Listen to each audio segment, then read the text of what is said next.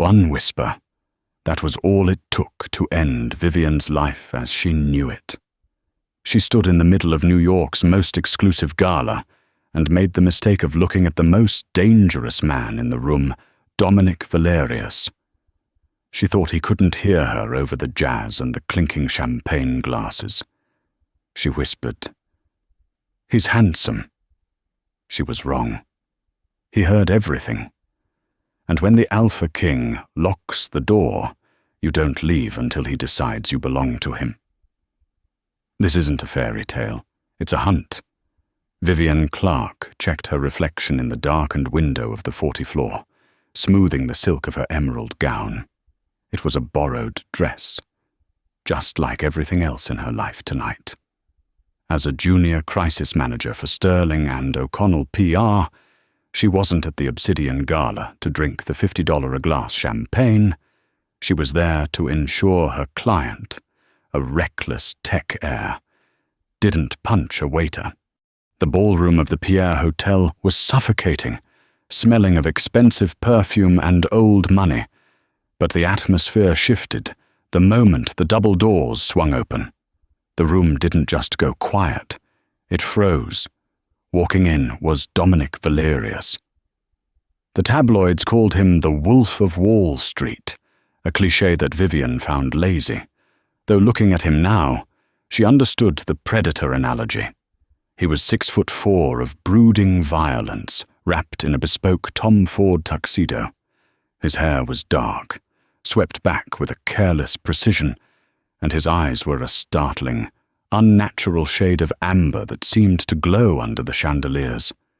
He moved through the crowd like a shark parting a school of fish. People didn't just step aside, they flinched. Jesus. Chloe, Vivien's co-worker, hissed into her ear, clutching her clutch so hard her knuckles were white. That's him. Valerius. They say he bought out the Harrington merger just to fire the board of directors for looking at him wrong. Vivien took a sip of her water, watching him. Dominic Valerius was currently staring down a senator who looked ready to wet himself. There was a raw, kinetic energy rolling off him, a magnetic field of pure aggression. He was terrifying. He was a monster in a suit. But as he turned, catching the light, the harsh lines of his face softened for a fraction of a second. Vivien, exhausted from a 70-hour work week and lowered inhibitions due to sleep deprivation, leaned toward Chloe. She kept her voice low, barely a breath against the ambient noise of the string quartet. "He's terrifying," Vivien whispered, her eyes locked on his profile. "But you have to admit, the Alpha King is handsome." It was a joke, a sarcasm-drenched comment using the nickname the press mocked him with. But Dominic stopped. He was 50 feet away. The room was loud. There was no way he could have heard her. Yet his head snapped in her direction with the precision of a rifle bolt. Vivien's breath hitched. Those amber eyes locked onto hers across the sea of black ties and diamond necklaces. The air in the room seemed to drop 10 degrees. He didn't look away. He didn't blink. He inhaled deeply, his nostrils flaring slightly, as if he were catching a scent on the wind. "Oh God!" Chloe squeaked. "Why is he looking at us?" Dominic changed course. He abandoned the senator and walked straight toward them. His stride was predatory, eating up the distance. The crowd parted instantly, creating a wide berth, leaving Vivien exposed. "Run!" Her instincts screamed. "Run now!" But her feet were led. Dominic stopped directly in front of her, up close. He was overwhelming. The heat radiating from him was intense, smelling of cedar, rain, and something metallic like blood on a cold coin. "What did you say?" His voice was a low rumble, a baritone that vibrated in her chest bone. Vivien swallowed, trying to summon her professional composure. "Mr. Valerius." You called me Alpha, he said. It wasn't a question. It was an accusation. It's just what the papers say, she stammered, stepping back. Her heel caught on the hem of her dress, and she stumbled. He didn't reach out to catch her. He just loomed over her, his eyes scanning her face, her neck, her pulse point. And you called me handsome. Vivien's face flushed hot. I think you misheard me.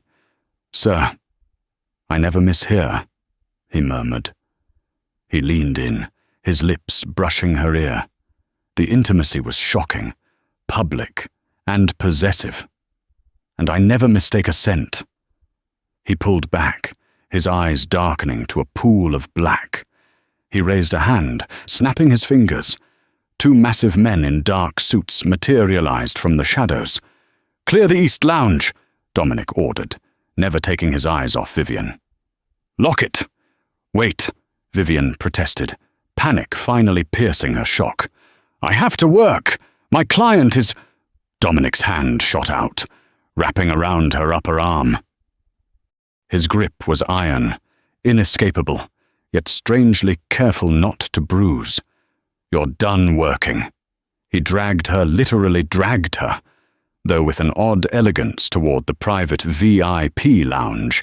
The heavy mahogany doors slammed shut behind them, cutting off the music, the chatter, and the safety of the public eye.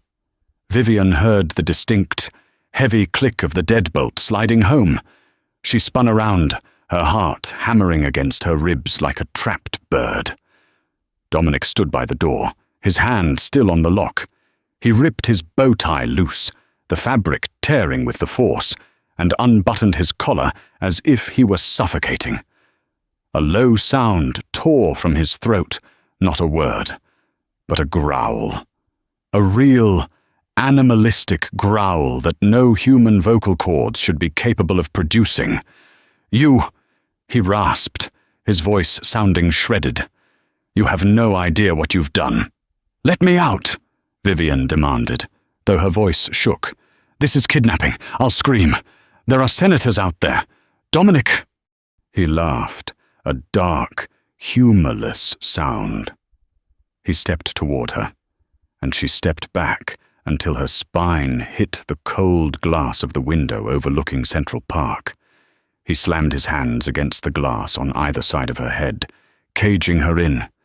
His eyes were glowing again, incandescent gold. Scream, he challenged, his face inches from hers. Let them hear. Let them know. Know what? She whispered, tears of fear pricking her eyes. He buried his face in the crook of her neck, inhaling deeply, his teeth grazing the sensitive skin over her jugular. Vivien froze, a jolt of electricity pure, hot, and terrifying arcing down her spine. That you are mine. The word wasn't spoken. It was roared into her skin, vibrating through her very marrow. Vivien didn't faint, though the biological urge to play dead was overwhelming. Instead, she shoved him. It was like shoving a brick wall. Dominic didn't budge. He just pulled back slowly, looking at her with an expression that terrified her more than the aggression hunger. Not sexual hunger, though that was there, thick and heavy, but something ancient. He looked at her like a starving man looks at bread. Don't touch me, she said, her voice trembling. I am going to call the police. Dominic stepped back, running a hand through his hair. He seemed to be fighting a war within his own body. His muscles were twitching, his jaw clenched so tight a vein throbbed in his temple. The police, he repeated, his voice returning to a semblance of human normalcy, though it was still rough. Chief of Police Harrison is on my payroll. So is the mayor. Try again. Vivien Clark. She froze. He knew her name. How do you know who I am? I know everything about what is mine, he said, walking over to the bar in the corner of the lounge. He poured a glass of amber liquid whiskey, neat and downed it in one swallow. The glass cracked in his hand, shards falling to the carpet. He didn't seem to notice. "I am not a thing!" Vivien snapped, her anger finally overriding her fear. She was a crisis manager. She fixed disasters for a living. This was just a disaster. "I am a person, and I am leaving." She marched toward the door. "If you walk out that door," Dominic said quietly, not turning around, "I will buy the PR firm you work for and liquidate it by morning. Your friend Chloe unemployed, your boss bankrupt, and you. I will hunt you down in public instead of private." Vivien's hand hovered over the lock. She turned slowly. "What do you want?" Dominic turned. His eyes were back to a dark brown, but the intensity remained. "I need you to sign a contract." "A contract?" She blinked. "You lock me in a room, growl at me like a lunatic, and you want to offer me a job. Not a job, a life," Dominic corrected.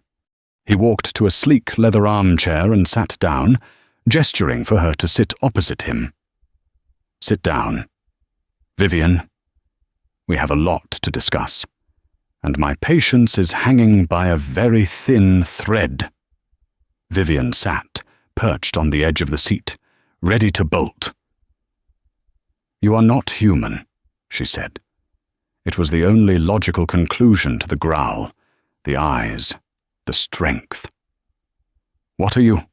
Dominic looked at her, assessing her resilience. "I am the alpha of the Valerius pack. We control the eastern seaboard, the finance sector, real estate, shipping. It's all pack territory." "Werewolves," she said flatly. "You're telling me you're a werewolf, like in a teenage drama." "Lycanthrope," he corrected coolly. "And we are nothing like the stories. We are territorial, we are violent, and we are bound by laws you cannot understand, one of which you just triggered." "I didn't trigger anything." "You spoke the words," Dominic said, leaning forward. "You acknowledged me, and I acknowledged you. My wolf, the entity inside me, it chose you.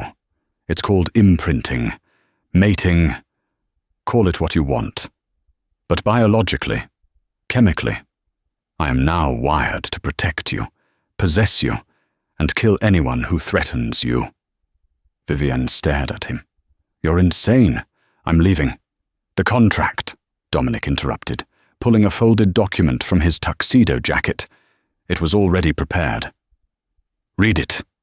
Vivien took the paper with shaking hands. It wasn't a marriage license. It was a non-disclosure agreement and an employment contract. Role private liaison to the CEO. Salary $2 million per annum. Conditions: must reside at the Valerius estate. Must not leave the premises without security detail. Must not engage in romantic relations with any other individual. "This is slavery with a paycheck," Vivien spat, throwing the paper on the table. "This is protection," Dominic snarled, his composure cracking again. He stood up, towering over her. "Do you think I'm the only one who heard you? There are others in this room. Vivien. Rivals. Wolves from the northern packs who would love nothing more than to find the Alpha King's weakness and rip her throat out just to watch me bleed." He grabbed her chin, forcing her to look at him. His touch was scorching.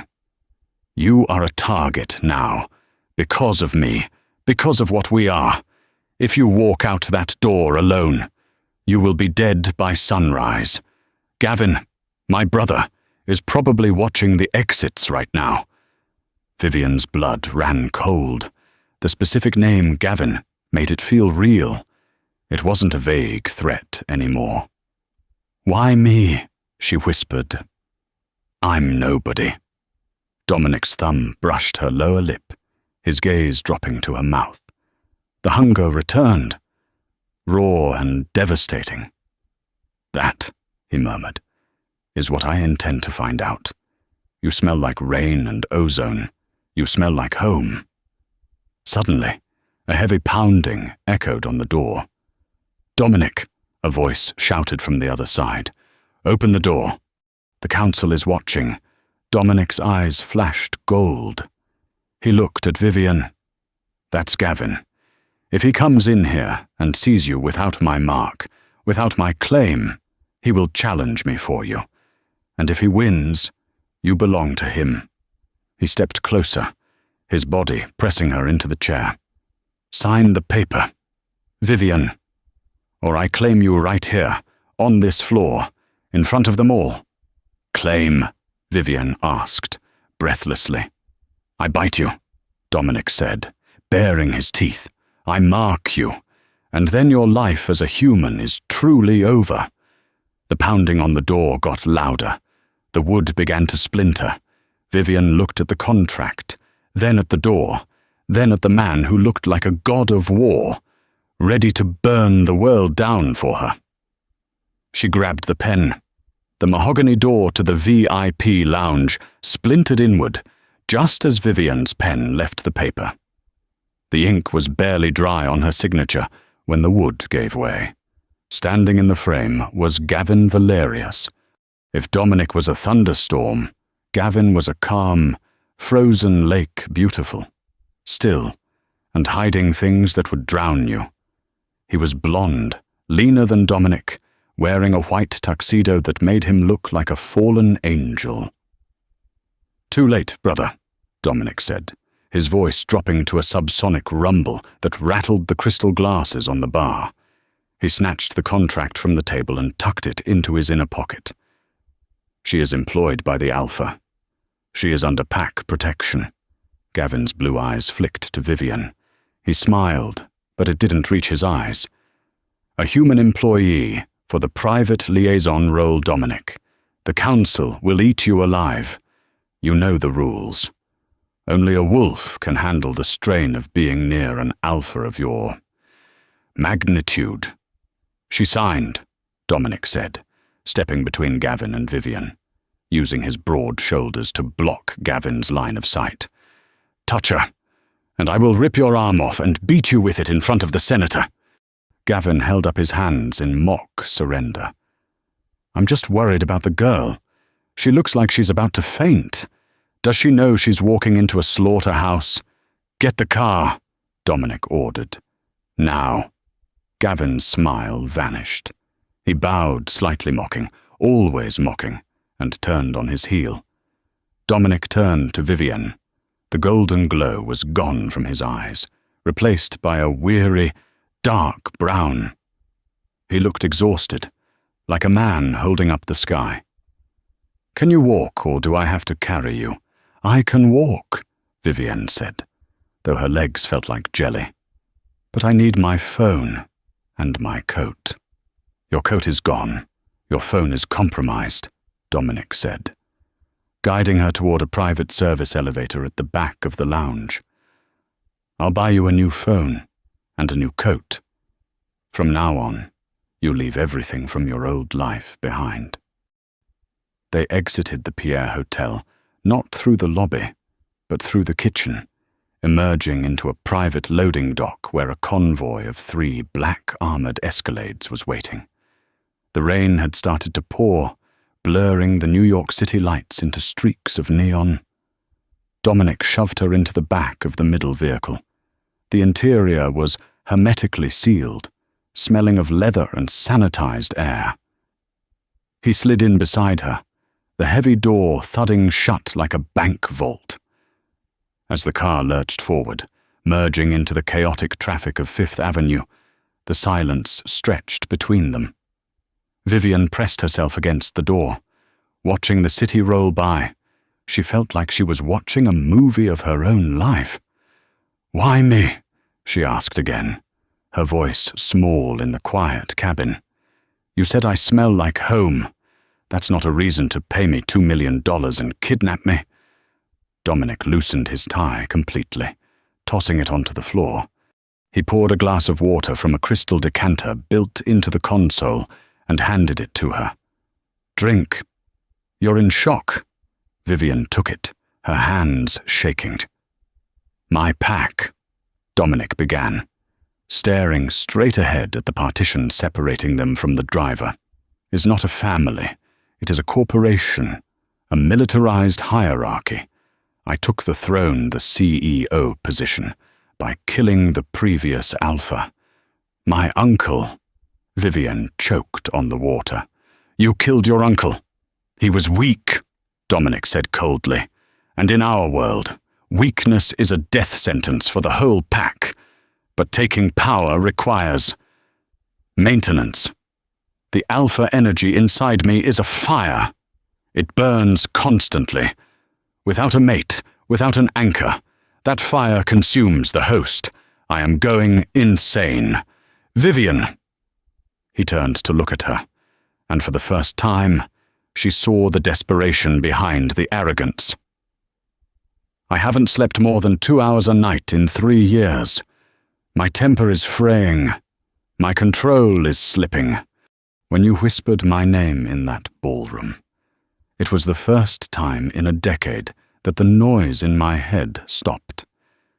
Just for a second. Silence. He reached out, his hand hovering over her hand on the seat. He didn't touch her, respecting the boundary she had set, but the heat from his palm was palpable. I don't need you for sex, he said, his voice rough. I need you so I don't turn into a feral beast and slaughter half of Manhattan. You are my sedative. You are my sanity. Vivien looked at his hand. It was large, scarred, capable of incredible violence, yet it was trembling slightly. So I'm a human tranquilizer, she said, a bitter laugh escaping her. You are the most valuable asset in my empire, Dominic corrected. And right now, you are the most vulnerable. The car slowed down. Vivien looked out the window. They weren't in the city anymore. They were passing through massive iron gates, flanked by stone gargoyles. They had driven north, deep into the opulent isolation of Tuxedo Park, a gated community of historic mansions where old money went to hide. The Valerius estate was a fortress of grey stone and black glass, perched on a cliff overlooking a dark, storm-tossed lake. It looked like a castle built by a villain in a Gothic novel. Welcome home, Dominic murmured. As the car stopped, the door was wrenched open from the outside. But it wasn't a servant, it was a woman. She was tall, with hair like spun platinum and eyes that were cold, hard chips of ice. She wore a silk dressing gown that left very little to the imagination. Dominic, the woman purred, ignoring Vivien completely. You're late. The council is waiting in the library. Dominic stepped out, his demeanor instantly hardening. The vulnerable man in the car was gone. The Alpha King was back. Veronica, he acknowledged, his voice flat. Move. Veronica didn't move. Her gaze finally slid to Vivien, who was climbing out of the car into the rain. Veronica's lip curled in a sneer of pure disgust. And what? Veronica asked, sniffing the air theatrically. Did you pick up a stray dog on the way home? She smells like cheap perfume and fear. Careful, Veronica, Dominic warned, a low growl vibrating in his chest. She is the new liaison, and she is under my personal protection. Liaison, Veronica laughed, a sharp, brittle sound. Is that what we're calling warm bodies now, Dominic? You can't bring a human into the inner circle. She won't last a week. I'll break her before breakfast. Dominic grabbed Veronica's arm, his grip bruising. Touch her, and I strip you of your rank. Is that clear? Gamma.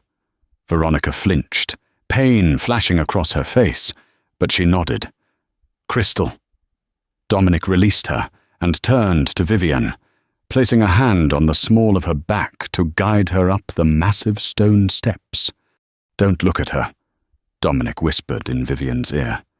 "Don't show her fear. She feeds on it." Vivien walked up the stairs, her heart pounding. She had survived the ballroom, but she had the distinct feeling that the real danger hadn't been the Alpha King. It was the pack he ruled. The interior of the Valerius estate was a study in intimidation.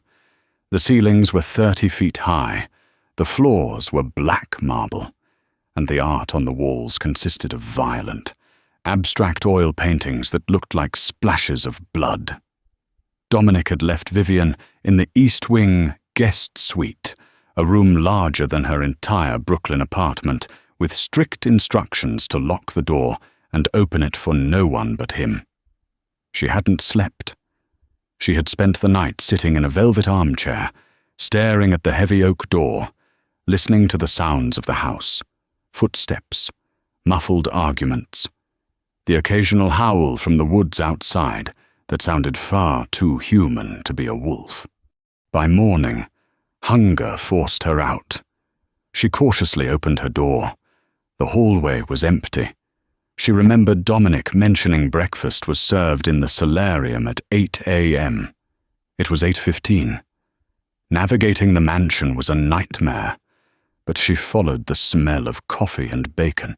She found the solarium, a beautiful glass-walled room flooded with grey morning light. The table was set for 12, but only 3 people were seated. Dominic was at the head, reading a newspaper, an actual physical newspaper, while drinking black coffee. Gavin was to his right, looking fresh and rested, scrolling on a tablet, and Veronica was to his left. When Vivien entered, the conversation stopped. "Ah, the pet emerges," Gavin said, flashing a bright, dangerous smile. "Sleep well, Vivien. The East Wing is known to be drafty. Ghosts of the victims and all that." "Gavin," Dominic warned, not looking up from his paper. "Good morning," Vivien said, trying to project a confidence she didn't feel. She was wearing the only clothes she had, her evening gown from the night before, now wrinkled and ridiculous in the morning light. She walked to the empty chair opposite Veronica. A servant, a quiet man with nervous eyes, immediately placed a plate of eggs and fruit in front of her. "You look ridiculous," Veronica said, stabbing a sausage with her fork. "We have a dress code here. Silk for evening, tactical gear for training, not whatever that is." "I wasn't given a chance to pack," Vivien replied, picking up her fork. "Since I was kidnapped," Dominic lowered his paper, "I have ordered a wardrobe for you. It arrives at noon. Until then, you will wear one of my shirts. Elias will bring it to you." "Your shirt," Veronica's fork clattered onto her plate. "Dominic, that is inappropriate. That is a mating signal." "It is practical," Dominic said. "Eat your breakfast." "Veronica." Veronica's eyes narrowed. She reached for the pitcher of orange juice. "Here, let me help you. Liaison." She poured juice into Vivien's glass, but as she pulled the pitcher back, she accidentally tipped it. A cascade of sticky, orange pulp poured directly onto Vivien's lap, soaking the expensive emerald silk of her borrowed dress. "Oops," Veronica said, her voice devoid of emotion. "Clumsy me." Vivien jumped up, the cold liquid seeping through to her skin. It was a petty, high school bully move. But in this house, with these people, it felt like a declaration of war. "You did that on purpose?" Vivien said, her voice rising. "Prove it," Veronica challenged, leaning back and crossing her arms. "Go on. Cry to the Alpha. Show him how weak you are." Vivien looked at Dominic. He hadn't moved. He was watching her, his amber eyes unreadable. He wasn't going to save her. He was testing her. If she couldn't handle a glass of juice, she couldn't handle his world. Vivien took a deep breath. She picked up her own glass full of juice and looked Veronica in the eye. "I don't cry," Vivien said. She didn't throw the juice. That would be childish. Instead, she deliberately poured it onto the table, right onto the stack of files Veronica had been working on next to her plate.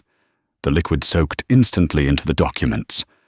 "Oops," Vivien said, mimicking Veronica's tone perfectly. "Clumsy me." The room went dead silent. Veronica stood up so fast her chair fell backward. Her eyes flashed a brilliant, neon yellow, the eyes of a wolf shifting. A low growl ripped from her throat. "You little—" Veronica lunged across the table, her fingernails elongating into claws. Slam! Dominic's hand hit the heavy oak table. The wood cracked. A spiderweb fracture split right down the center, separating Vivien and Veronica. "Enough!" Dominic said. He didn't shout. He didn't have to. The power in his voice hit them like a physical wave of pressure. Veronica froze, half-shifted, her face contorted in rage. "Sit down, Gamma," Dominic ordered. "You started it. She finished it. That is the law of the challenge." Veronica slowly sat down, her chest heaving, her eyes returning to human color. She glared at Vivien with a hatred so pure it was almost impressive.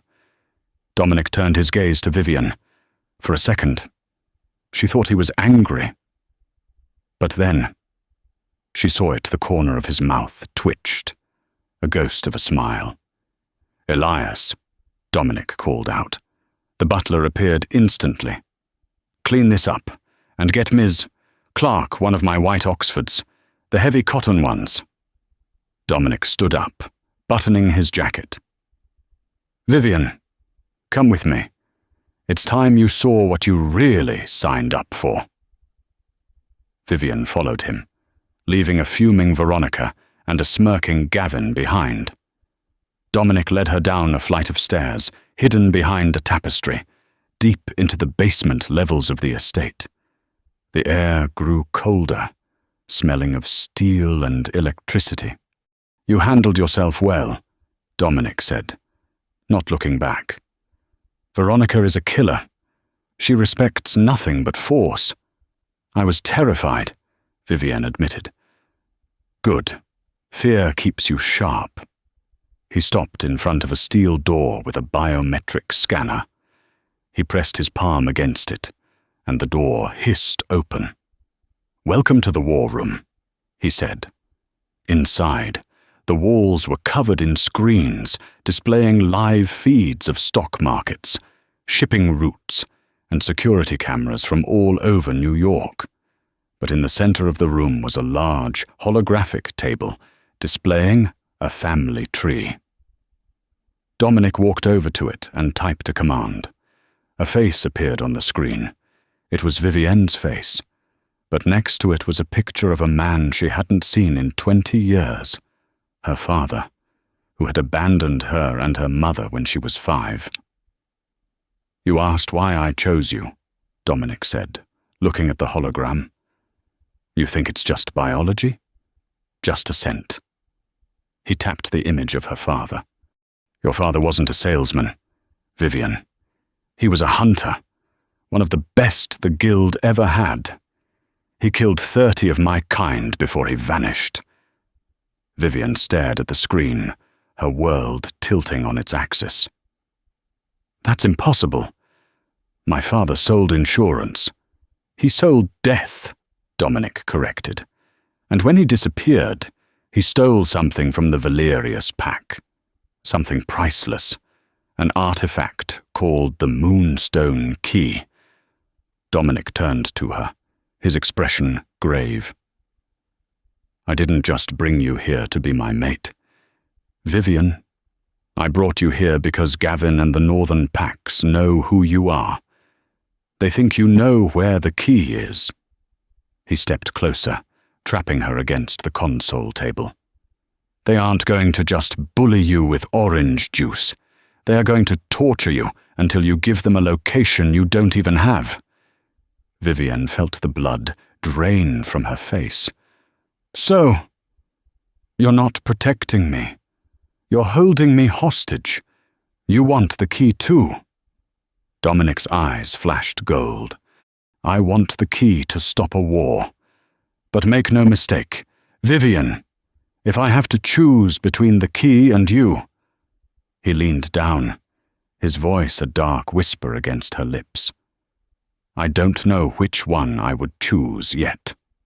Vivien spent the next 3 hours in the guest suite, pacing the floorboards until her feet ached. The revelation in the war room had changed everything.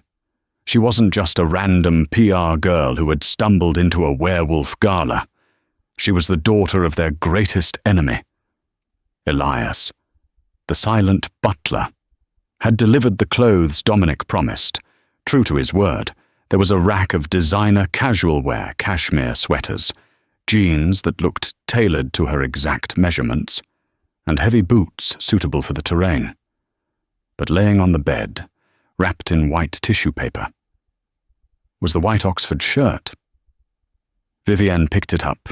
It was heavy cotton, high quality, and it smelled intensely of him cedar, rain, and that sharp, metallic scent of ozone. She put it on. She told herself it was just a shirt.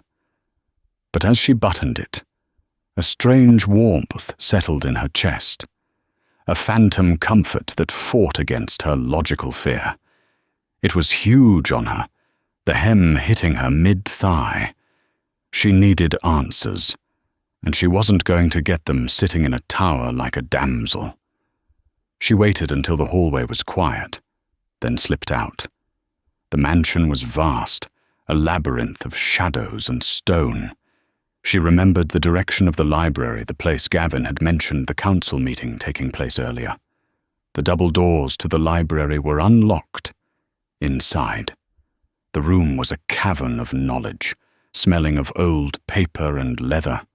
Floor-to-ceiling shelves held thousands of books. Vivien moved to the section labeled History of the North American Pax. She pulled down a heavy, leather-bound tome. She flipped through the pages, scanning for her father's name, Robert Clark. Nothing. She tried another book, The Great Hunter, Wars 1990 to 2005. There, in the index. Clark, Robert. Designation Red Hawk. She turned to page 204. There was a grainy photograph of a group of men standing over the carcass of a massive black wolf. In the center, holding a rifle, was her father. He looked younger, harder, but it was him. Vivien's hands shook. The caption read, Red Hawk, responsible for the culling of the Valerius beta in 1999. He killed Dominic's father, a voice said from the shadows. Vivien spun around, dropping the book. Dominic was leaning against a bookshelf in the far corner, watching her. He had changed out of his suit into dark jeans and a black t-shirt that clung to his chest. He looked less like a king and more like a brawler. "The caption is wrong," Dominic said, walking toward her. "He didn't kill the beta. He killed my father, the previous alpha." Vivien backed up until she hit the library ladder. "You said you killed your uncle to take the throne." "I did," Dominic said, stopping a few feet away. "My uncle took over after my father died. He was weak. But your father, he created the power vacuum that destroyed my childhood." He looked at the book on the floor, then at her. His gaze lingered on the white shirt she was wearing, his pupils dilated, swallowing the amber iris. "You're wearing my scent," he murmured, his voice dropping an octave. "It's driving the guards crazy. They can smell you from the other side of the house. It tells them, back off." "Is that why you gave it to me?" Vivien asked, clutching the fabric. "To mark your territory." "Yes," Dominic admitted. "And because you look good in it." He stepped closer, invading her personal space. The air between them crackled. "You should hate me," Vivien whispered. "My father killed yours." "I should," Dominic agreed. He reached out, his fingers tracing the collar of the shirt, grazing her neck. "But biology doesn't care about history. My wolf wants to tear the world apart to keep you safe. It's inconvenient." "Inconvenient." Vivien let out a shaky laugh. "I'm a prisoner. Dominic. A bargaining chip for a key I don't have. Think." "Vivien," Dominic urged, his hand cupping her cheek. His thumb brushed her cheekbone, his touch rough but surprisingly gentle. "Your father disappeared. He must have left you something. A safety deposit box, a toy, a lullaby. Hunters love codes." Vivien closed her eyes, trying to think past the distraction of his thumb on her skin. "He left us nothing. Just debt. He walked out one day to buy cigarettes and never came back." "He didn't walk out?" Dominic said softly. "He went underground because he stole the Moonstone key. The key opens the vault of the first Alpha. Inside is enough silver to wipe out every pack on the East Coast. If the Northern Pack gets it, we are extinct." Suddenly, the glass window of the library shattered. A canister smashed onto the floor, hissing. White smoke began to pour out instantly. "Gas!" Dominic roared. He grabbed Vivien, pulling her into his chest, burying her face in his shirt. "Hold your breath." He kicked the library doors open, dragging her into the hallway. But the hallway wasn't empty. 3 men in tactical gear, wearing gas masks, were waiting. They weren't Valerius guards. They wore a patch on their shoulders, a grey wolf skull. The Northern Pack. "Get behind me," Dominic ordered, pushing Vivien toward a stone pillar. Dominic didn't shift. He didn't have time. He launched himself at the first intruder with human fists, but supernatural speed. The sound of impact was sickening, a wet crunch of bone. Dominic ducked a knife swing from the second man and drove his elbow into the attacker's throat, crushing his windpipe. But the third man had a gun. Not a normal gun, a tranquilizer rifle. Thwip! A dart hit Dominic in the shoulder. He roared, ripping it out, but he stumbled. The neurotoxin was designed for alphas. "Run!" "Vivien," Dominic shouted, his voice slurring slightly. "Get to the safe room." Vivien looked at the hallway behind her. It was clear. She could run. She could hide. But the third attacker was aiming the rifle again, right at Dominic's chest. Vivien didn't think. She didn't analyze. She acted. She grabbed a heavy bronze bust of Julius Caesar from a pedestal next to her and swung it with all her might at the gunman's head. Clang! The man crumpled. Dominic, swaying on his feet, looked at her with wild, shocked eyes. He was fighting the drug, his veins turning black as his metabolism burned through the toxin. "You didn't run," he rasped. "I'm not my father," Vivien said, breathless, dropping the statue. "I don't leave people behind." Dominic lunged forward, grabbing her face with both hands.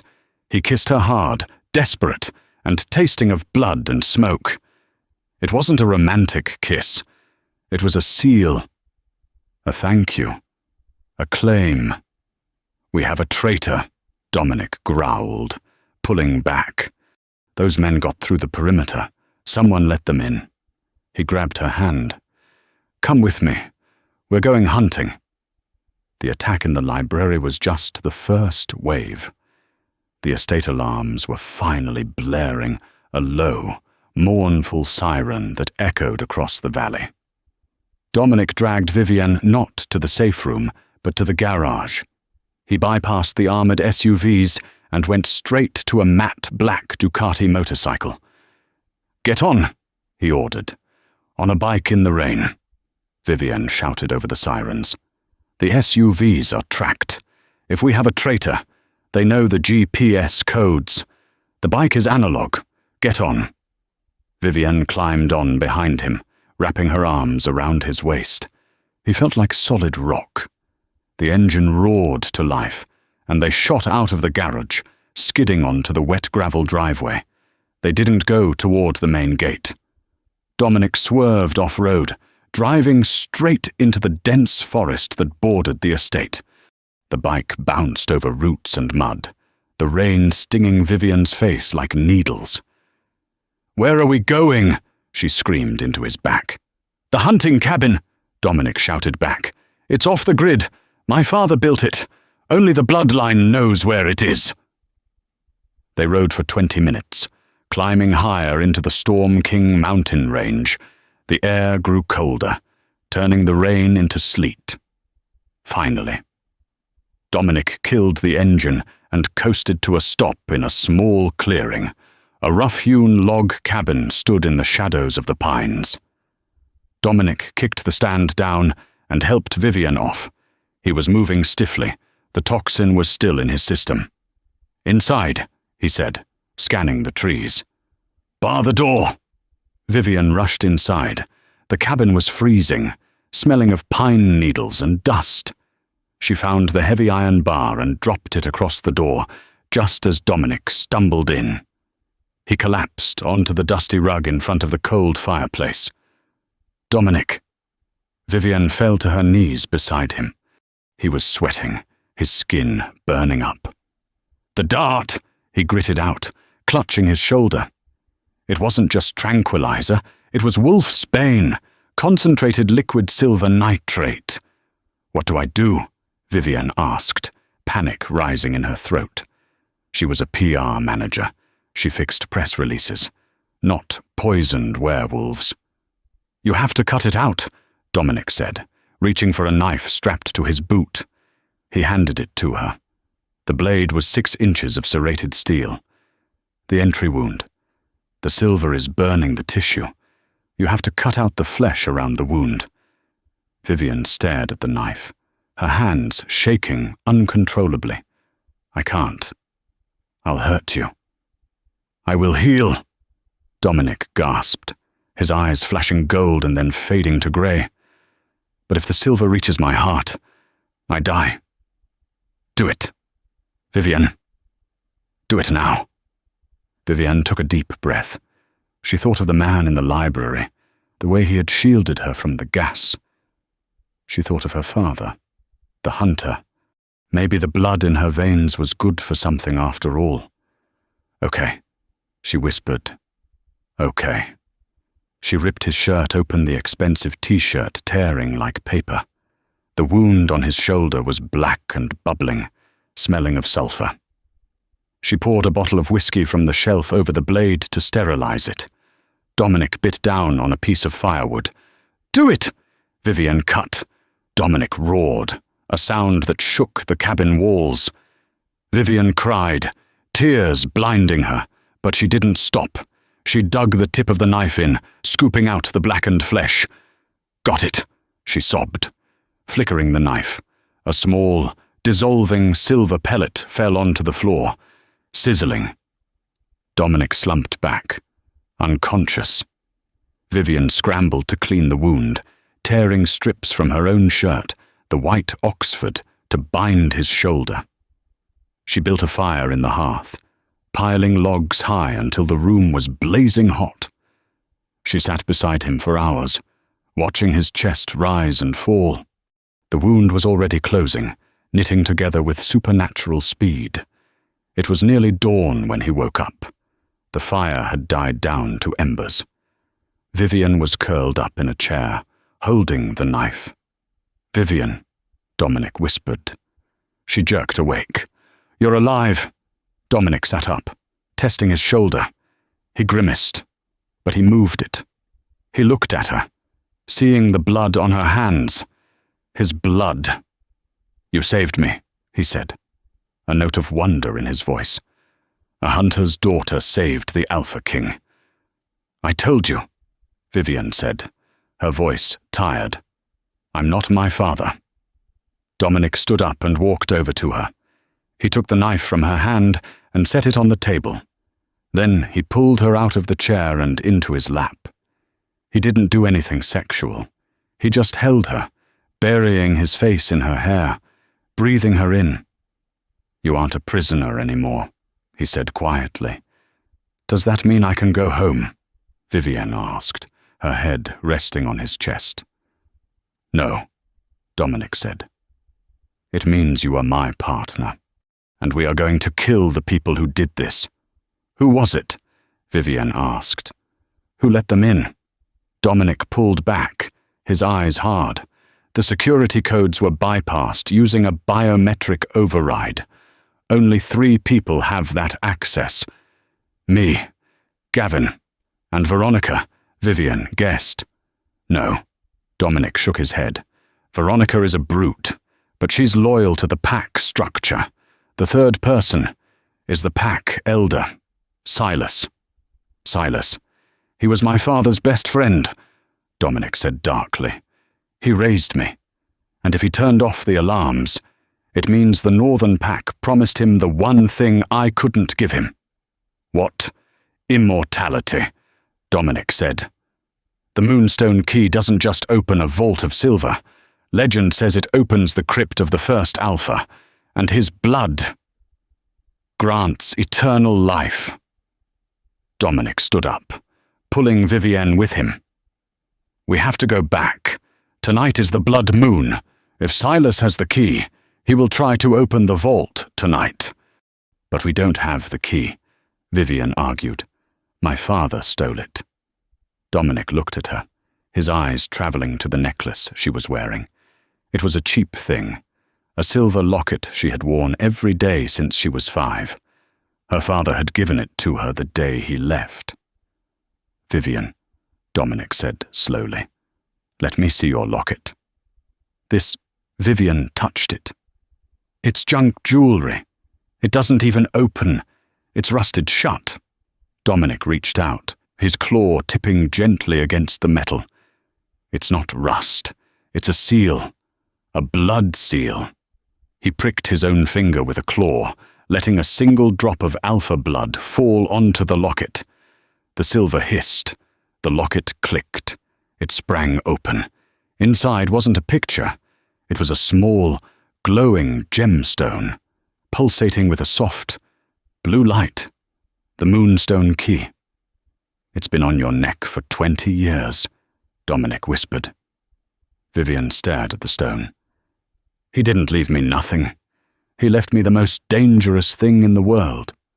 "And now," Dominic said, a savage grin spreading across his face, "we are going to use it to trap a rat." The storm had turned into a full-blown gale by the time the Ducati roared back through the iron gates of the Valerius estate. Dominic didn't drive to the garage. He drove the bike straight up the marble steps, skidding to a halt in the foyer.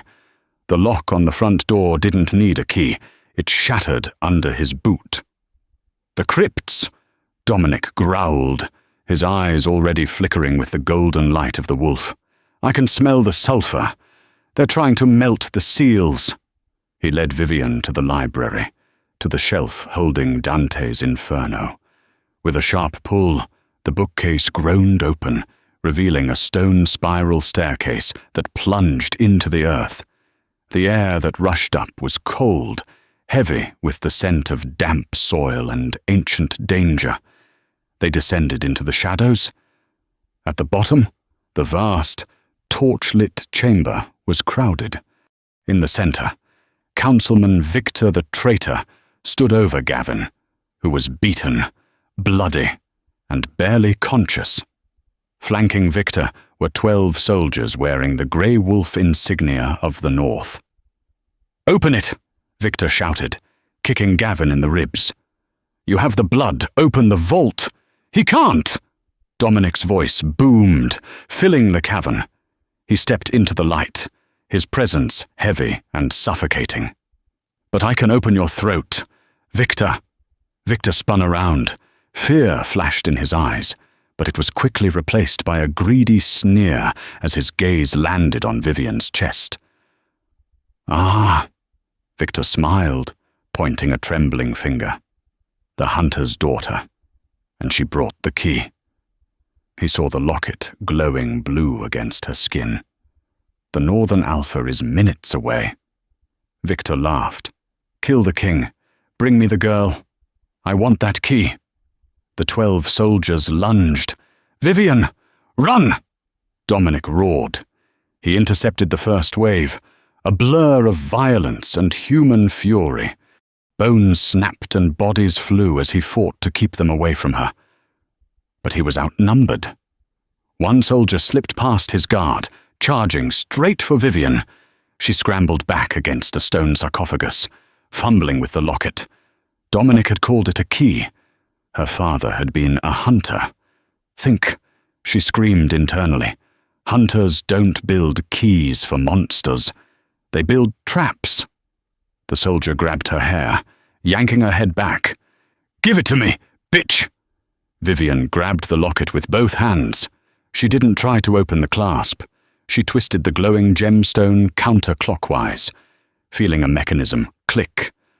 On the back, she saw the tiny inscription she had missed for 20 years.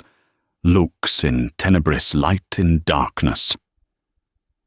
"Light in darkness," she whispered. She ripped the necklace from her neck and threw it at the soldier's feet. Crack! The gemstone didn't unlock a door. It exploded. A blinding flash of UV light and a cloud of pressurized silver dust detonated like a grenade. The soldier screamed a sound that tore through the crypt as the silver burned his skin and the UV light blinded his sensitive eyes. The explosion rocked the chamber, stunning everyone. "Dominic now!" Vivien screamed. Dominic shielded his eyes from the flash, then seized the moment. He let go of his control. There was a sickening sound of tearing fabric and cracking bone. In the blink of an eye, the man was gone. In his place stood a massive, midnight black wolf, standing 4 feet tall at the shoulder. The Wolf of Wall Street was real. The wolf launched himself at Victor. The traitor didn't stand a chance. Dominic pinned the elder to the stone floor, jaws snapping around his throat. "I surrender!" Victor shrieked, dropping his weapon. "The pact, I surrender!" The wolf froze. By law, a surrender had to be accepted. Dominic's golden eyes bore into the traitor, his growl shaking the walls. But Victor's hand slid toward a concealed silver dagger in his boot. Vivien saw the glint of metal.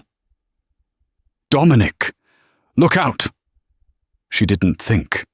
She grabbed a rusted ceremonial sword from a nearby statue and swung it with all her strength. The heavy blade came down, severing Victor's hand just as he raised the dagger. Victor screamed, clutching his stump. Dominic didn't hesitate this time. The wolf snarled and silenced the traitor permanently.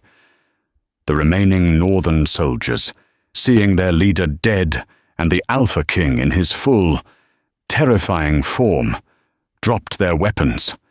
They fell to their knees, baring their necks in submission. The wolf turned to Vivien. He was covered in blood. Terrifying. A monster from a nightmare. Vivien didn't flinch. She walked toward him, stepping over the debris. She reached out a trembling hand. "Dominic," she whispered. The wolf lowered his massive head, nudging his wet nose against her palm. He whined, a soft, puppy-like sound. Slowly, the bones reshaped. The fur receded. Dominic collapsed onto the stone floor, back in human form, naked and battered, but alive. Vivien fell to her knees, wrapping her arms around him. "You're okay," she sobbed. Gavin limped over, coughing as he leaned against a pillar. "Well," he wheezed, looking at the dead traitor and the shattered locket. "I guess the interview period is over. You're hired." 3 months later. The obsidian gala returned to the Valerius estate. The press was in a frenzy, the stocks were at an all-time high, and the merger with the Northern Territories was complete. Vivien stood on the high balcony, overlooking the sea of black ties and diamonds. She wasn't wearing a borrowed dress tonight. She wore a custom gown of midnight blue silk that moved like water around her. "You're thinking too loud," a low voice rumbled behind her. Dominic wrapped his arms around her waist, pulling her back against his chest. He was in a tuxedo, pristine and sharp, but Vivien felt the solid warmth of him, the power thrumming just beneath the surface. "I was just reviewing my contract," Vivien teased, leaning her head back against his shoulder. "The no leaving the premises clause is getting old. I want to go to Paris." "Paris," Dominic mused, his lips brushing the sensitive skin behind her ear. "We own a hotel in Paris. I could buy the city for you. Just a vacation.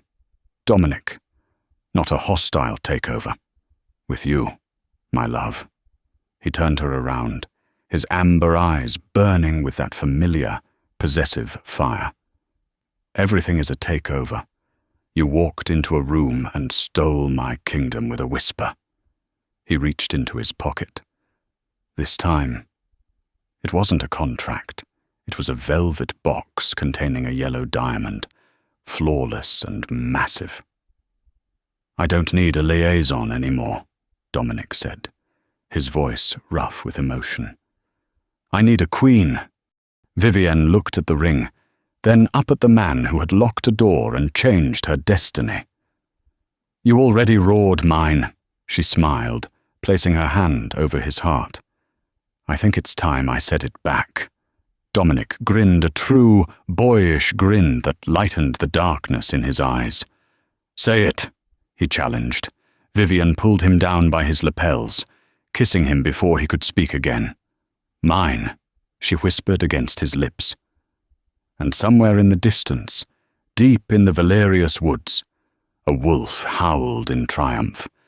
And that is the story of how Vivien Clark went from a PR assistant to the queen of the supernatural underworld. She tamed the beast not with magic, but with courage, and a little bit of hunter ingenuity. The Alpha King locked the door to keep her in, but in the end, she was the one holding the key to his heart. If you enjoyed this roller coaster of romance, betrayal, and werewolf action, please give this video a massive thumbs up. It really helps the channel grow. What did you think of the twist with the locket? Did you suspect the Elder? Let me know in the comments below. And if you haven't already, hit that subscribe button and ring the bell.